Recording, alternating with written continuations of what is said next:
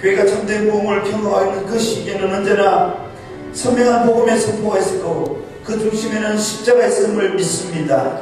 세월이 아무리 흘러가고 어려워도 예수 그리스도의 십자가의 복음만은 우리의 삶을 통해 영원하게 드러내는 삶을 살아가게 해 주옵소서. 새벽에 도우시는 하나님, 나를 간절히 찾는 자를 만나 주시겠다고 말씀하신 주님, 물같이 바람같이 임하시는 성령이 오늘 이 새벽에 우리의 심령을 사로잡아 주시옵소서. 예수 그리스도 이름으로 기도드립니다. 아멘. 11절입니다. 나은 사람이 베드로와 요한을 붙잡으니 모든 백성이 크게 놀라며 달려나아가 솔로몬의 행각이라 불리우는 행각에 모이거늘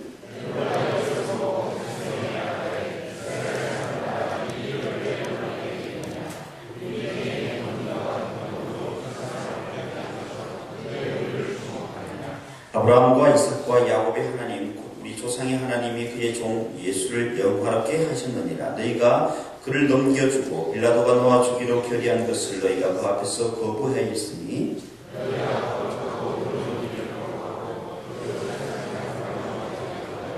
생명의 주를 죽였도다. 그러나 하나님이 죽은 자 가운데서 그를 살리셨으니 우리가 이 일의 증인이라.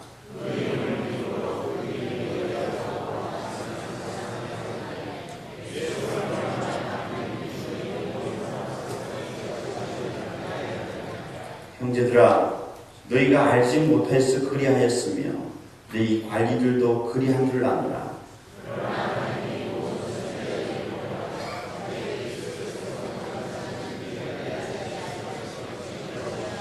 함께 읽겠습니다. 그러므로 너희가 회개하고 돌이켜 너희 죄 없이 함을 받으라. 이같이 하면 새롭게 되는 날이 주 앞으로부터 이를 것이요.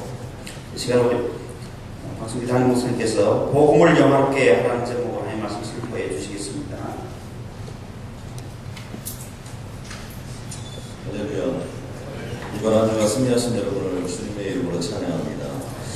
바람처럼 불처럼 임한 성령 충만함의 능력을 통해서 사도 베드로는 초대교회의 첫 번째 기적과 이적을 우리들에게 보여주었습니다.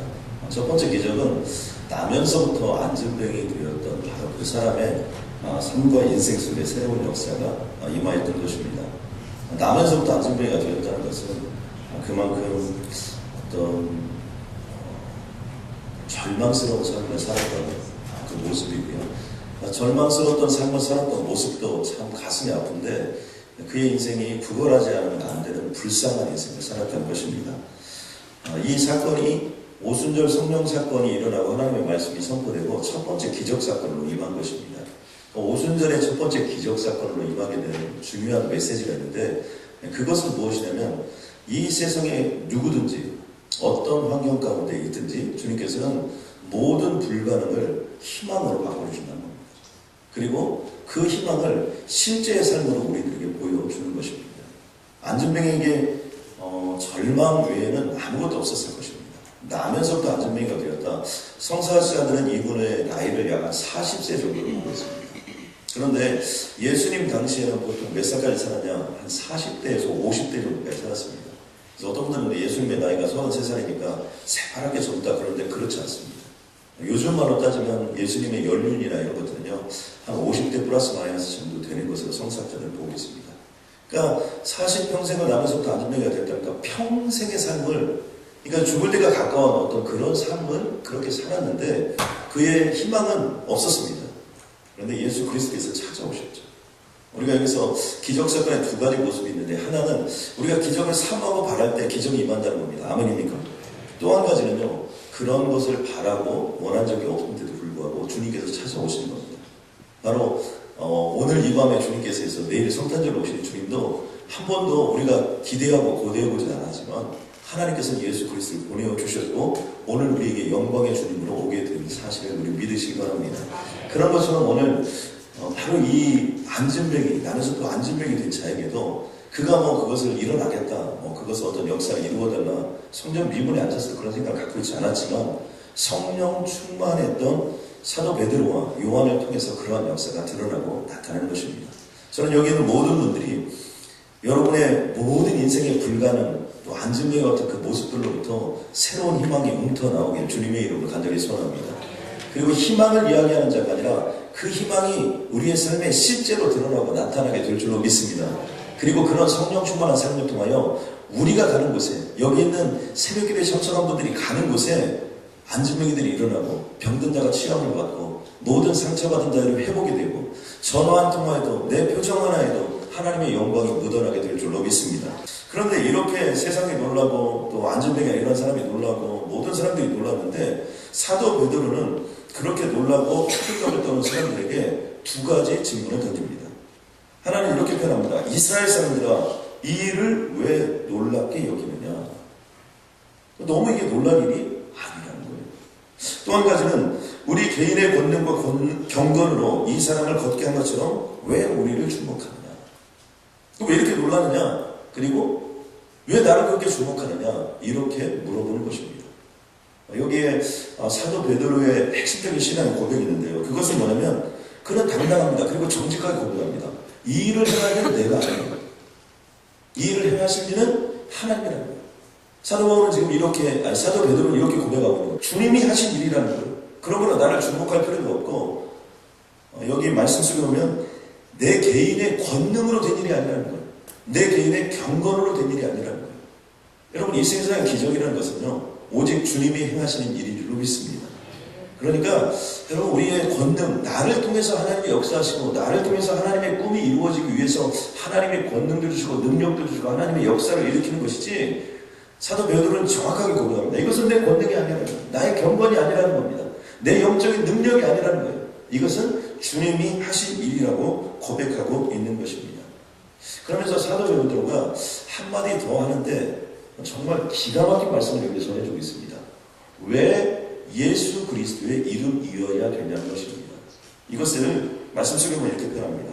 아브라함과 이삭과 야곱의 하나님, 곧 우리 조상의 하나님이 이렇게 표현합니다.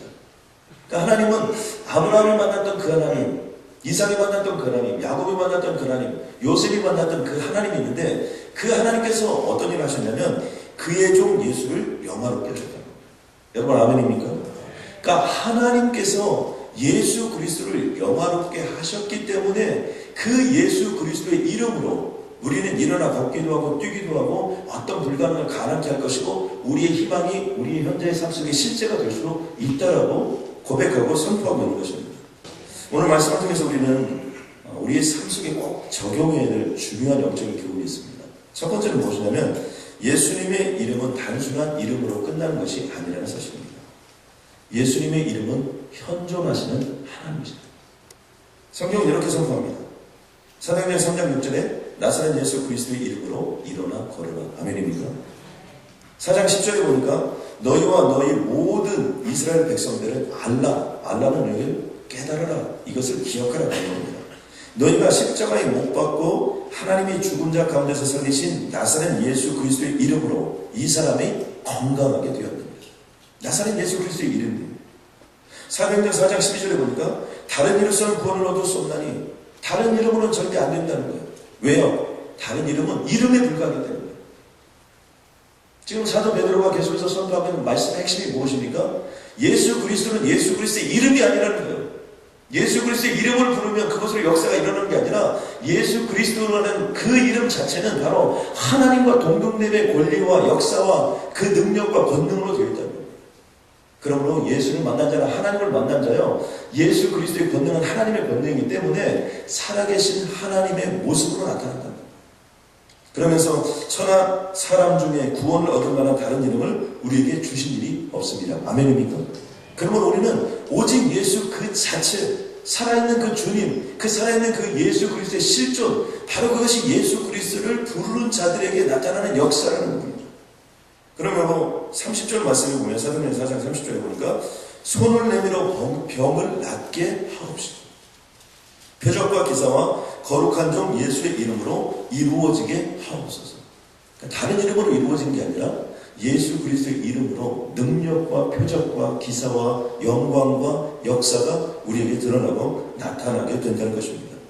이 말씀 속에 모든 기적의 공통점은 뭐냐면 오직 예수 이름. 오직 예수 이름이라는 것은 단순히 예수 이름을 부르는 것으로 말미암아 모든 역사가 일어나는 것이 아니라 오직 예수님이 살아있는 실존이라는 거예요. 오직 예수님이 살아계신 하나님이라는 거예요. 그 예수 그리스도로 말미암아 모든 역사가 나타나고 능력이 나타나고 권능이 나타나는 것입니다. 그리고 그 주님이 하신 것입니다. 그렇기 때문에 나를 주목할 필요도 없고 나를 바라다 볼 필요도 없고 내 자신 속에 얽매일 필요가 없다는 것입니다. 그러므로 언제 우리 인생이 가장 파워풀하고 가장 능력 있는 삶을 살 수 있냐면요, 내가 죽을 때. 내가 죽으면 하나님이 일하십니다. 근데 우리가 섭섭할 때가 있어요. 언제 섭섭합니까? 내가 살아있을 때 섭섭한 겁니다. 사도바울 로마서 1장 1절 말씀에 이렇게 시작합니다. 예수 그리스도의 종 나 바울을. 바울을 얘기하는데 먼저 예수 그리스도의 종이라는 단어를 붙입니다. 어떤 존재라는 거예요? 나는 죽어서 지옥에 갈 수밖에 없는 그런 존재였으나 하나님께서 천국을 옮겨주셨다는 거예요. 이 사실 여러분 믿습니까? 저는 그렇다면요, 이번 연말에 아무 선물을 안 받아도 행복해지리라고 저는 믿습니다. 저는 백화점에 물건을 사러 한번 이렇게 갔다가 모든 물건이 그렇게 있는데도 불구하고 제가 하나님께 이런 고백을 드렸습니다. 주님 너무 감사합니다. 이 백화점에 있는 모든 물건 중에 하나도 안 가져도 마음이 하나도 안 서운한 거예요. 백화점 사람들이 너무 미안하죠.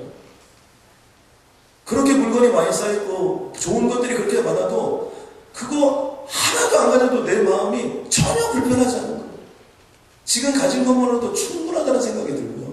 지금 가진 것만으로도 하나님 너무나 감사합니다. 너무나 고맙습니다. 지난번에 김충근 장로님 만났는데 그러더라고요. 본인은 지난 1년 동안 나를 위해서 한 가지도 물건을 살 것이 없다. 그럼에도 불구하고 본인은 행복하다고 이렇게 고백하더라고요. 여러분 그런 것처럼요. 우리가 연말에 쓸쓸하고 외로운 것은 여러분 다른 것이 아직도 내가 살아있어서 그런 거고요. 정말 내가 천국에서 정말 남은 생애를 살아갈 것을 생각하고 이미 그 천국이 시작되었음을 믿고 주님의 이름으로 나아간다면 여러분 충분한 줄로 믿습니다. 기적의 가장 강력한 도구는 기도입니다. 우리들에게 기도를 시키는 것은 하나님이 우리들의 가정 속에 기적이 일어나게 하여 주시려는 줄로 믿습니다. 이 교회에 기적을 베풀어 주시는 하나님의 역사인 줄로 믿습니다. 이 시간 한 번 더 기도할 때 하나님 저에게 기도의 문을 열어 주옵소서. 정말 깊이 있는 기도의 문을 열어달라고 하나님께 기도하면 정말 우리 입술로 고백하는 모든 기도가 하나님께 상달되어 반드시 응답받는 역사로 임할 줄로 믿습니다. 하나님 나의 인생이 하나님을 기쁘게 하는데 쓰임받게 하여 주시옵소서. 하나님 나의 삶이 하나님의 영광의 삶을 향하여 나아가는데 쓰임받게 하여 주시옵소서. 세상에 많은 수없이 많은 일들이 있지만 하나님을 기쁘게 하는데 내 영광이 내 심령이 나의 영광이 쓰여질 수 있도록 주님 도와주시옵소서. 하나님 그 기적 같은 삶으로 하나님 내 인생을 인도하여 주시옵소서. 하나님 오늘도 나를 쓰기 위하여 이 자리에 불러주신 줄 믿습니다. 오직 예수의 이름으로 오직 예수의 이름으로 오직 예수님의 이름만을 앞세우며 주님의 이름으로 나아갈 것들이 있어오니 말씀은 충분하고 기도는 충분한 그런 삶으로 나를 인도하여 주시옵고 그 기적 같은 인생이 되게 하여 주시옵소서.